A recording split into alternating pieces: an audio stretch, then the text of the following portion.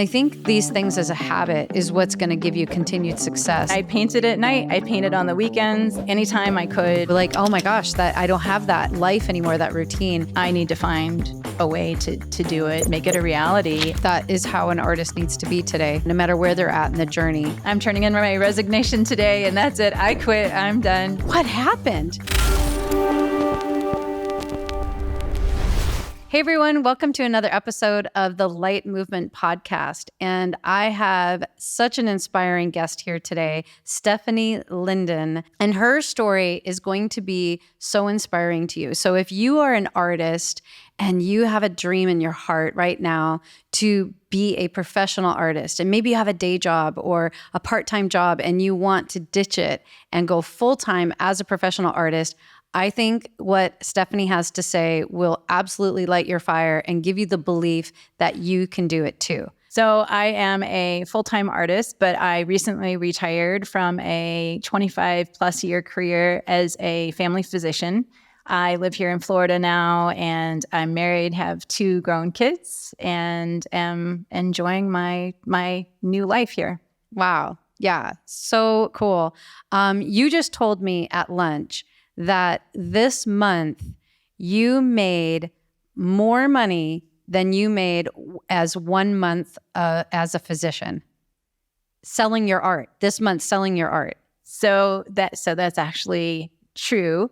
A little caveat: I was a family physician, so that does make a difference. Not a brain surgeon. Not a brain surgeon. But yes, that is a true fact. Is amazing. Amazing as it's as amazing. I can't believe it, but yeah, it just happened. So. And so if you want to hear how she did that in actionable steps, watch till the end, and she's going to tell you exactly how she did that. So that'll be very exciting. So I think your story is just so inspiring. And so basically you've had this 4 or 5 year sort of journey of going from full-time physician to now full-time artist. And what was it like take us back 4 or 5 years ago when you just made that determination in your heart and you saw this vision for yourself? Yeah. So let's say 5 years ago, I had my kids were growing up, and I was painting a lot more regularly. I've been painting my whole life. And I joined a group of women, and we were painting together regularly. And a couple of them were doing shows, and they convinced me to do a show. And that was in 2019. And it was the first time I ever thought I could actually sell my art. And I was actually painting more, so I had more paintings. I'm like, I think that would be a great thing to do. And so I found another show and did that.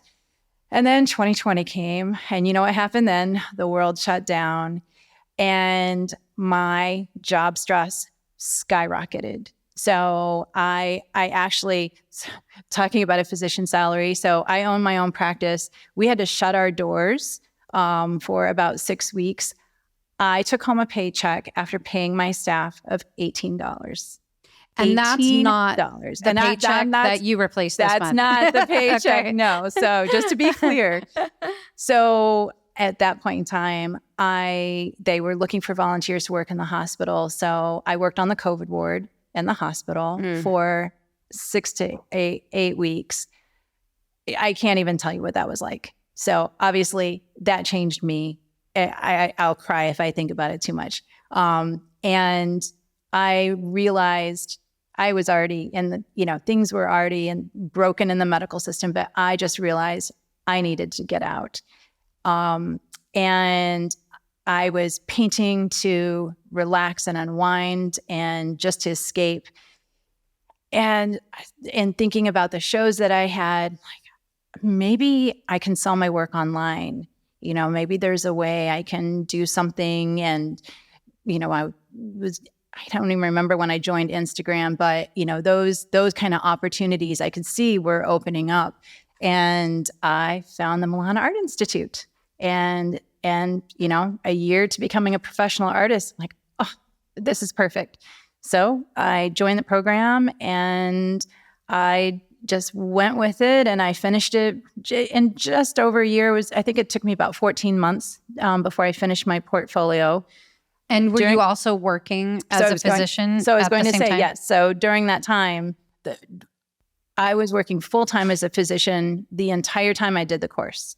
So, Wow. And if my daughter is watching, I was able to work full time, and then I painted at night. I painted on the weekends. Anytime I could, I painted. I watched the classes in the morning before I left for work, and that was sort of my inspiration for the day. To it was food for thought. Something that was exciting and that sort of helped get me through the day. And during that year, during 2020 and into 2021, I realized, yes, this is what I want to do, and I need to find a way to do it and make it a reality. And that was the first time I really started believing, because I was seeing other people that were successful, that I might even be able to, make a real salary. When you first joined the mastery program, you were just more or less kind of hoping that you could do it. Mm-hmm. And then at what point in the program did you really, that moment you were just talking about, that you began to believe? What was it? Were you in the voice section? Were you in the beginning part? I think it was sort of at the end of the voice. I mean, once I took the voice section, I really realized like my identity and my why. I never had a why before. And so that really, because in the past, I always thought of art as something recreational. It was a hobby, but I never thought about its impact on other people. And again, I'm going to cry thinking about it. I realized how much impact that I could have on other people. And it was okay to do it in a different way. You can be a healer in lots of different ways. Yeah. You can offer beauty. You can offer just so many things. And so that really changed my mindset about it. And then once we did the marketing and I saw the how, and the reality of how people are selling, and started to hear for other, like some of the mentors and graduates, they were doing it. And, you have these examples of people doing it. Like, I can do that. Yeah. I can do that. And now you're an example. So yeah. It was very exciting. I was part of the VIP conference. And so there were students there that hadn't completed the program. And so I think it might've been Jake that said, somebody said, there's point A, point B, point C, and I'm now somebody else's, they're at point A, I'm now their point B. And so I had those examples to be able to really see that, yes, it is possible. Yeah. So. Yeah, that's incredible. I remember you told me, you and I went to Greece because you came on a few of the Greek retreats. Right. Yeah, once to Rhodes and once to Spetses. And I can't remember, I think it was the first one to Rhodes. We were on the bus and you were telling me all about your why as to why you became a physician. And you were telling me about the school that you went to that remind me of the doctor that they made the movie about. Patch Adams. Yeah.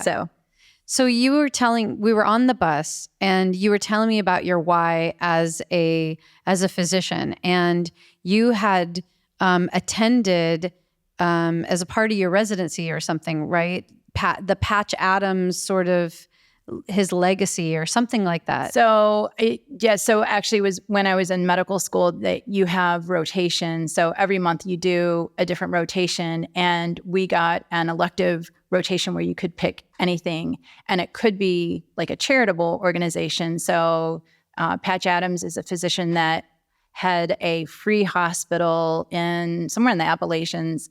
And they were just building it. And so I went as a volunteer just to help build the structure. And I ended up doing like groundskeeping and things. Oh. But their idea, again, that, our healthcare system is broken, and really looking at a holistic perspective of spending an entire day doing a physical with a patient, Right. and really, evaluating them and learning who that patient is and just everything about that individual.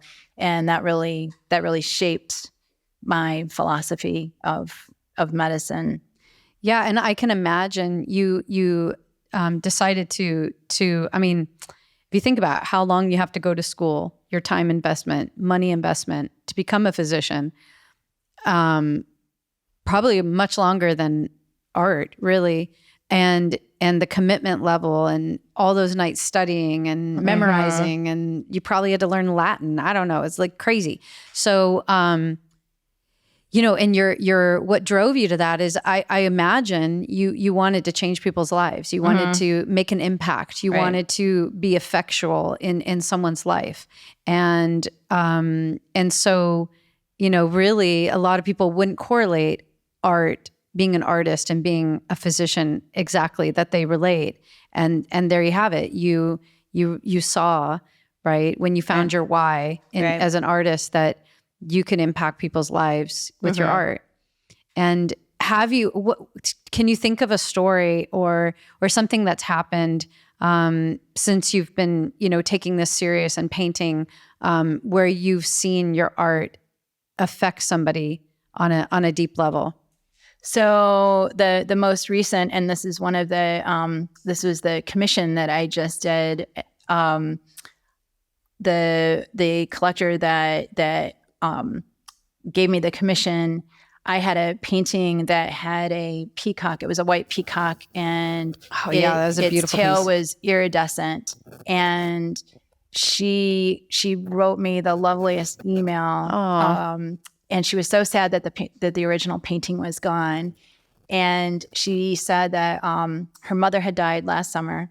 And one of her memories with her mother was that they had seen an iridescent cloud, and it was actually shaped like an angel. And the day that they saw it, another family member had actually passed. And her mom was an artist, but her mom was elderly, and she had tried to recreate that cloud and wasn't able to. And the peacock just really reminded her of that. And she, so she thought about it, and she's like, that's what she wanted was, she's like, I don't have to have a painting of that angel. This is something that it gives me that memory. And so I painted something similar for her.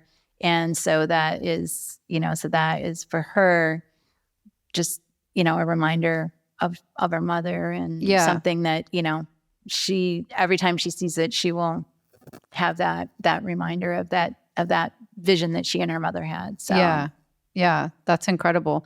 And I know I've told you this story, but so I know firsthand how your artwork can affect somebody. And I personally witnessed this.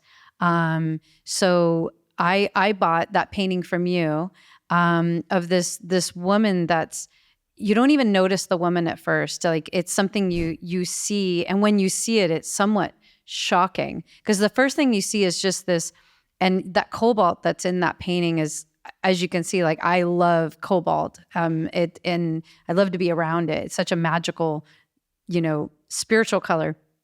And that painting is very spiritual, and it shows this metamorphosis of this cocoon becoming a butterfly, and it's just absolutely gorgeous. But you don't see the woman until you've looked at the painting quite a while, and then all of a sudden you see it, and then you can't unsee it, and it's the most incredible experience.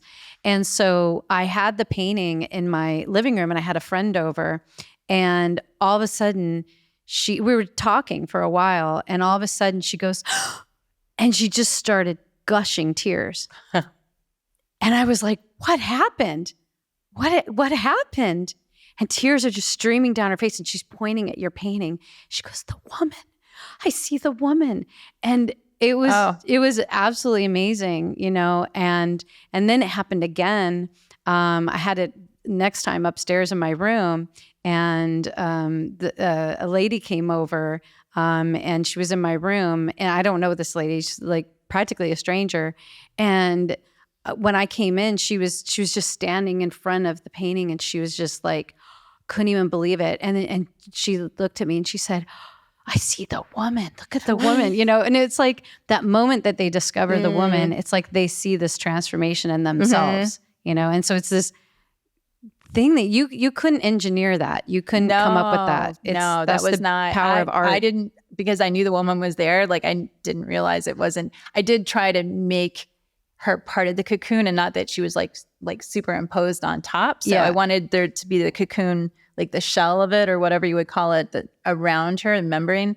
So that but I thought that she was clearly visible. So that's, but some, those happy accidents. So So your art definitely affects people. And I think you're just seeing the beginning of that. You're going to see so much more of that. So you're going through the program and you're building out your portfolio, and you're coming to that place where you see it's possible to have this career. And then, I imagine, there's probably people watching this that are thinking like, just one day you give notice, you quit your job, and the next day you're in your studio painting and making a bunch of money. And that's not really how it works. So I think it would be so valuable to sort of hear from you what that transition is like. When was that moment that you made a plan? You made a concrete plan of, okay, for the next 3 months, I'm going to do this, and then I'm going to do that. And you made this sort of exit plan, and of that transition into your new career. Take us through like what that was like, and what were the things that you did to make that happen? Sure. So it's funny how COVID plays a role in this. And so there's so many, like, I don't know if you call them coincidences or God moments or the universe, but everything worked in my favor. So that for one thing, that was, but I think when you're on the right path, if you are open to it and you're manifesting those things, because you're making it happen, because you're saying, this is what I want. So one of the things is that we sold our practice and then to the hospital, and I had a set contract with them. And so I had sort of a finite time that I was working with. And then I decided that I needed to be part-time. And part of my transition was, not only did I want to leave my practice, but I really wanted to move down here to Florida. I was in Michigan. And so we were trying to figure out how to make that work, and if we were just going to be here in the wintertime or exactly what. But so one of the things that was a gift from COVID is that the world went remote. And so I was able to negotiate with the hospital, because a lot of physicians were leaving. Just that was they may have been on the path to retirement. They all became artists. They just, but for a number of people, that was just like, that was it. That was just the straw that broke the camel's back. And so several of my fellow physicians left, and the hospital didn't want to lose me. So I was able to negotiate working remotely, which was amazing, because then I could be in a place where I find it's inspiring, but it's also the art community here is just thriving. And so it was ideal. So it was just a great time to do it. But I planned it out very carefully.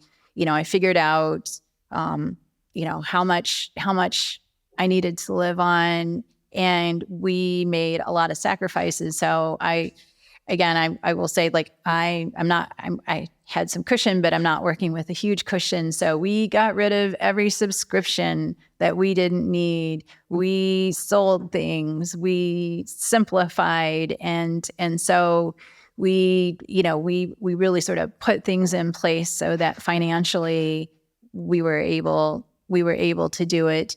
And you made choices, it sounds like, because you felt so strongly about making this shift, for your health, for your lifestyle, for your just well-being, right? And your stress level, to enjoy your life.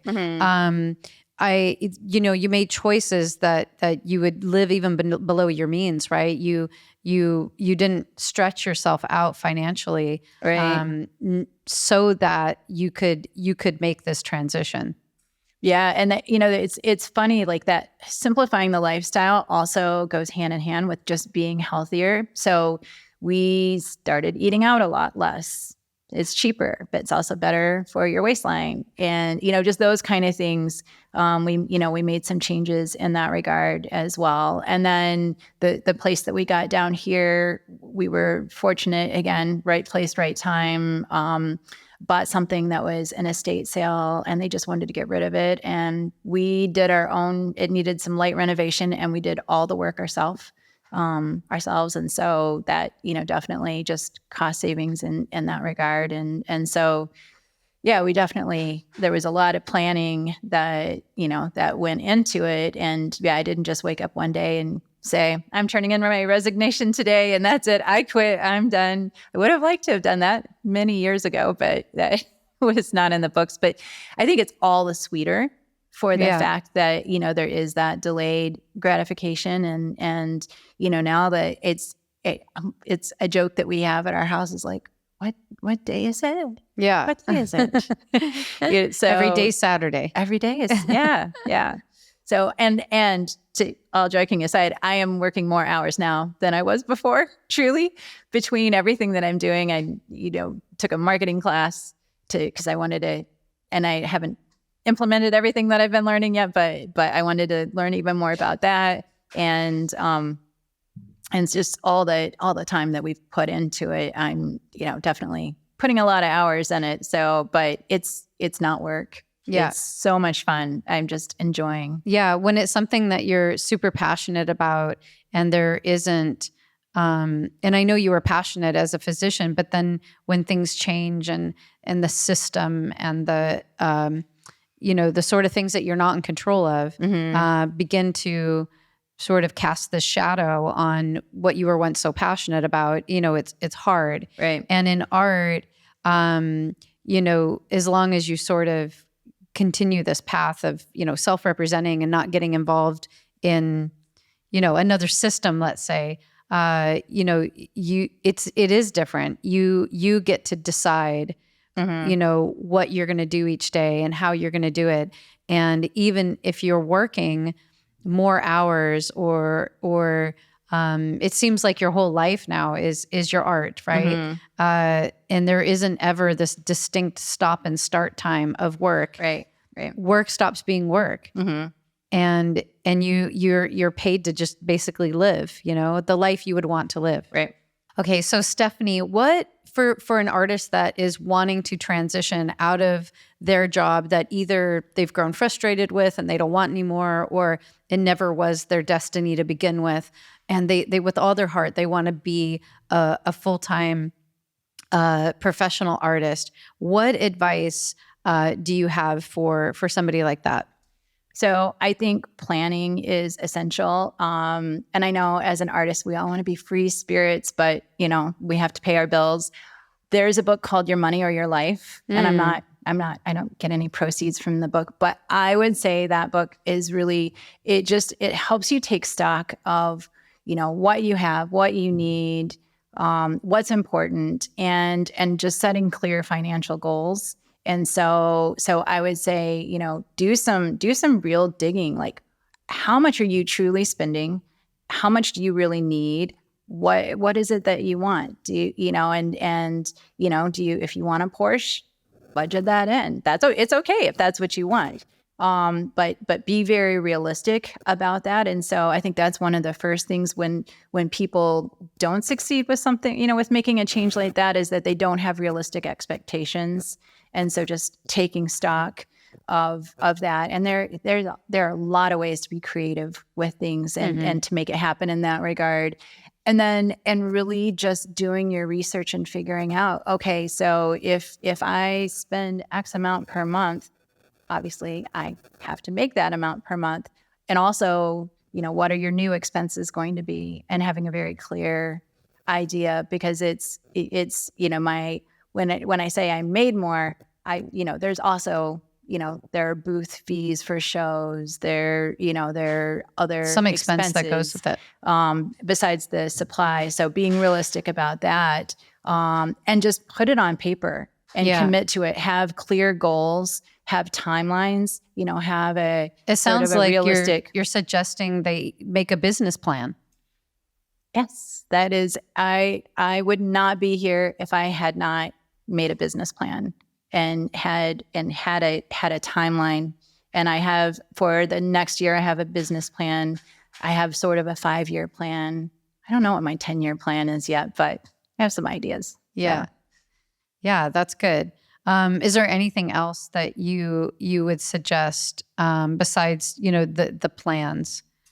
Just to believe in yourself. I think that's the strongest. The strongest thing is that I can't tell you how many people I have personally seen succeed, whether it's at art or doing other things in their lives. But the people that succeed have a belief in themselves, and so everyone is capable. Yeah, and so I think that's really just having that strong belief. Would you say that surrounding yourself with other artists that are successful, because you said earlier that you saw these mentors and coaches that were succeeding, that must have helped you believe in yourself immensely. So and even just like in the beginning, so I had this group of girlfriends in Michigan, and we would get together once a week. I would have never done a show if it hadn't been for them, and seeing that they're selling at shows. And then once I became part of the Milan Art Institute, to the mentors and to see all the success upon success upon success, it is very, and not only do they have success, but they are generous. And I think that's one of the just amazing things about this community that is special. I have some association with some other artists, and the generosity is not there, but it's surrounding yourself with people that are just so happy, and they're, you can help them in other ways, but people that are willing to share, they want you to succeed. Yeah. They're happy for you to succeed and not jealous of your success. And that has been a tremendous thing, I think, for me, to have all of those role models and mentors and friends. And so, my world now is just, it's amazing. The people that are part of that. So, yeah, that's very cool. So tell us, what it was like, the month before you knew that your last day is coming. Like, what was that like? It was very surreal. And had you asked me, like, if you had told me 5 years ago, okay, Stephanie, so you're going to retire early, and you're going to move to Florida, and you're going to be a full-time artist, and you're going to be making money doing it. And, then you could be free of all of these stresses. I wouldn't have been able to believe it. So it was very surreal. It was very surreal. It was sad, so as a family physician, I had been in the same practice for 25 years and another practice just for a couple of years before that. So I have patients that were like grandparents, the parents, and the children. And so there were a lot of goodbyes. But it was very special because also, you spend so much time hearing people's like complaints. They're sick, they ache, they hurt, blah, blah, blah. And I didn't realize how much I'd helped them over the years. And so that was something that was like when you're saying your goodbyes. So that was something. And, but the biggest thing, it was just surreal. It didn't seem like that was, really going to happen. And now on the flip side of it, it's like a different life. And maybe it's because I'm in a different location, but sometimes it's like, wow. Was that really my life before? Yeah. It's just every single thing in my life is a 180 for the most part, with the exception of like the family that I have. But, just like my surroundings and what I'm doing is, your morning routine. Everything. Yeah. Everything. Yeah. And it sounds like you are able to be a lot more connected with nature now. Oh, I hike regularly, so there's some beautiful places to go bird watching here. So I get out and do that on a regular basis. So I'm outside almost every day, and I'm taking better care of myself because I'm able to spend more time exercising but yeah, that the connection to nature is a huge thing for me, and I'm spending more time doing mindful practices, and I do some walking meditations and things like that, and that has been an enormous benefit, I think, too. Yeah, and I'm sure it like really inspires your work and gives you that fuel that you need, right? That every artist needs to go to the studio and create. Right. Yeah, there are way more things that I want to paint than there is time to do them at this point. It's my resource that is the most scarce is time. So I'm friends with somebody who was able to quit their job as a art teacher. And so she was an art teacher and a department head at the high school for a long time. And she just recently quit and retired early and is a full-time artist. Maybe you know her. Do you know Barb Gomez? Oh, yeah. Yeah, you know her. Yeah. Okay. I can't remember how you know her, but I think from one of the retreats. Okay. And now I follow her, and I know she was on the Outstanding Artist. Yeah. But yeah, I did meet her at I think in Georgia. Okay. So she was telling me that, after all these years of just, waking up, going to school, doing the things, going to the meetings, and the kids, like once she got past September after she retired, she just felt like almost like a fish out of water, like, oh my gosh, that I don't have that life anymore, that routine. Did that happen for you? So I think you retired in September. September.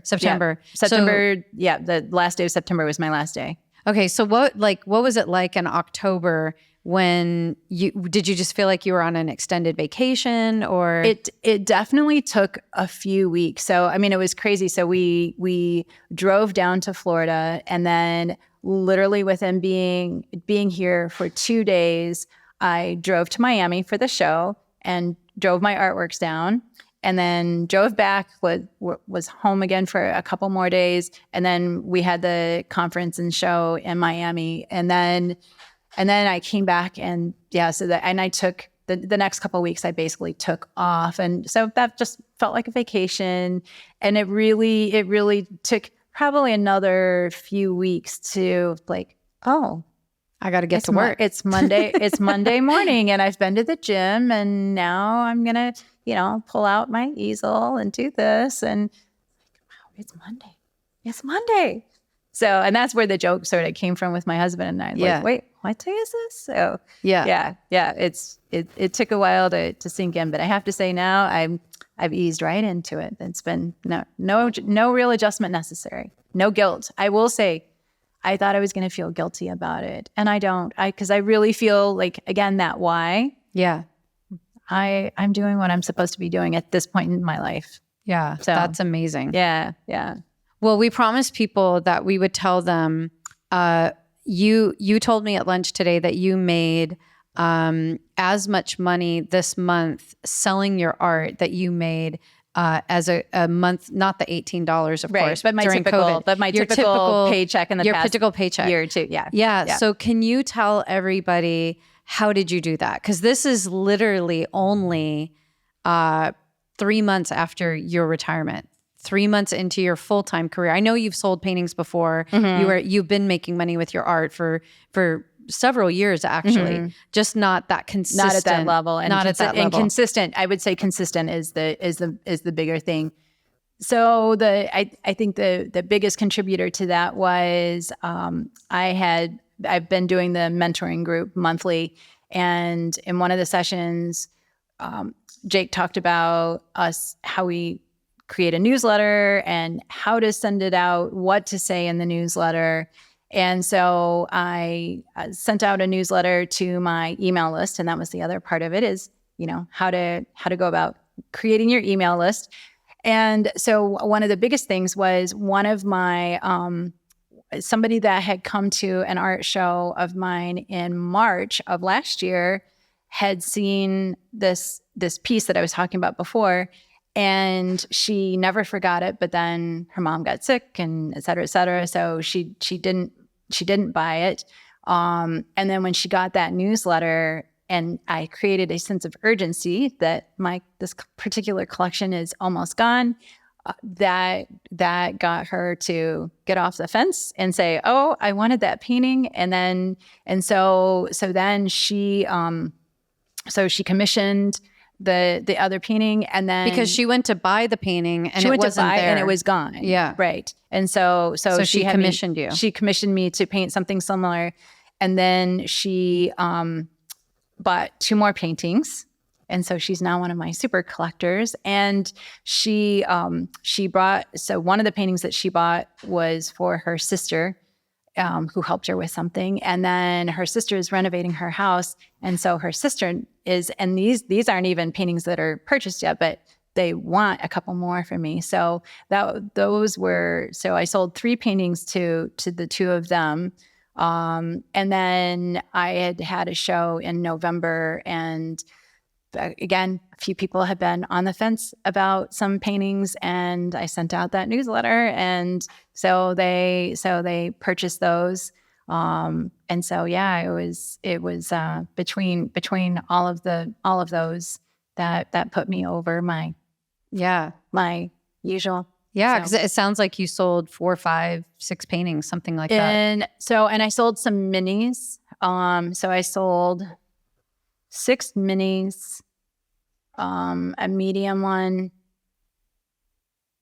so 10 paintings. Wow. So yeah, in January. That is and that's so incredible. Yeah. Congratulations. Thank you. That's amazing. Yeah, it's been quite the ride. Yeah, since October, I've sold 19 paintings. And the more you go along and the more you collect these names on your email list, the more shows that you do, the more you put it out there, the more paintings that you get in your inventory, right? Because you have to balance all this marketing with work and actually, painting. It just begins to compound. And then it's time to raise prices. Right.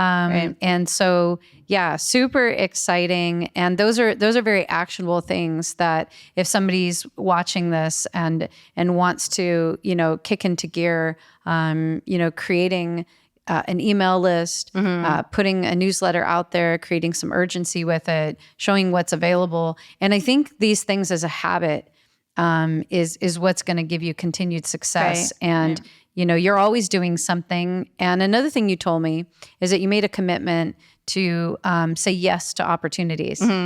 So just maybe finish with that of like, what do you mean by that? So I did a filming today of a start to finish, and Jake asked me if I was interested, and I am very nervous about being on camera, but I said yes.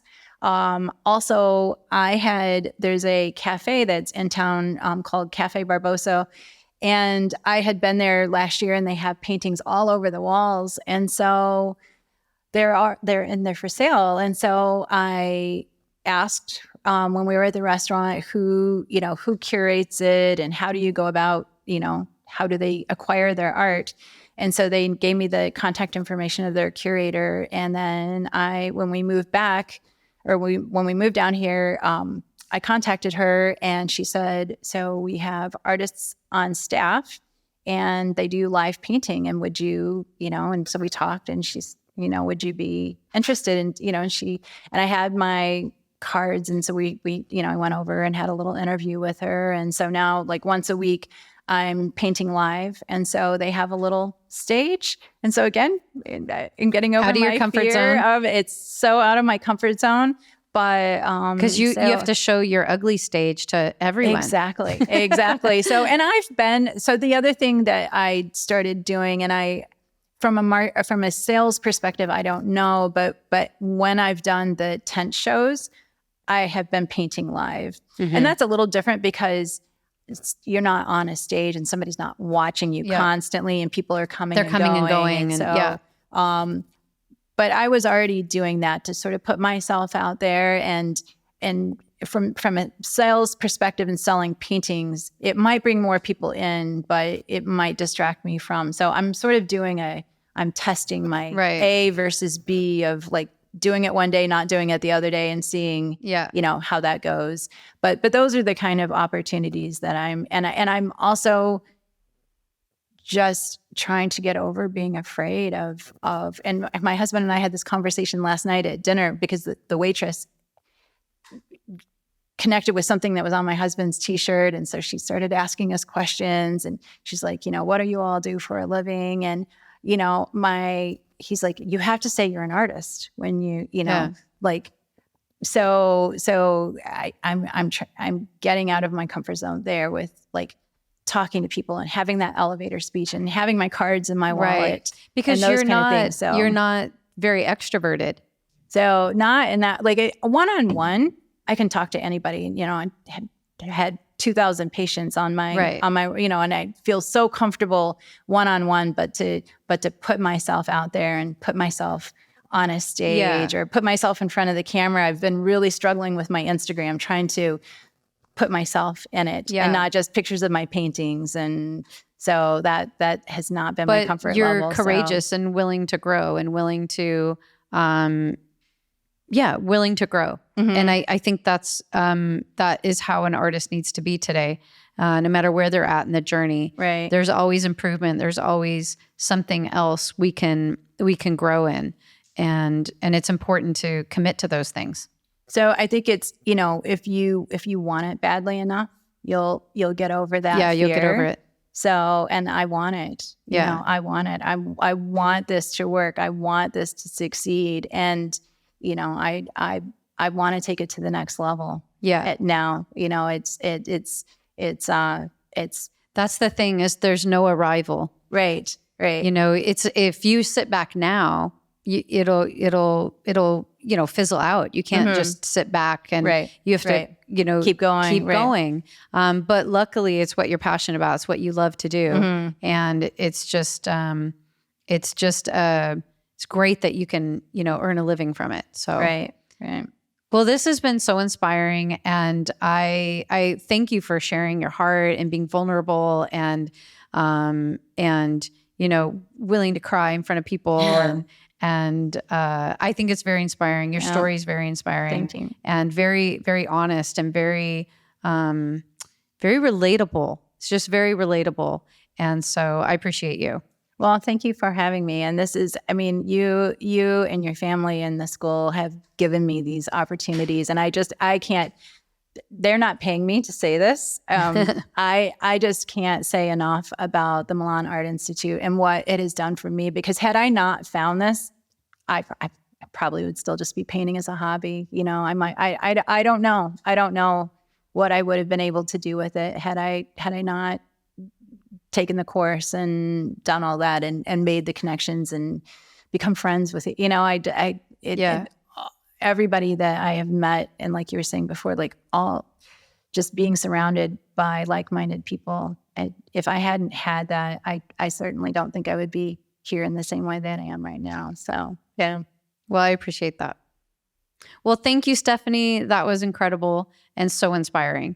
So if you enjoyed this video, I highly recommend that you also watch this video and connect with our channel, because we're always putting out content for artists to inspire you, to show you incredible techniques, and show you how you can really change the world with your art and become a professional artist. So thanks for being here, and we'll see you next time.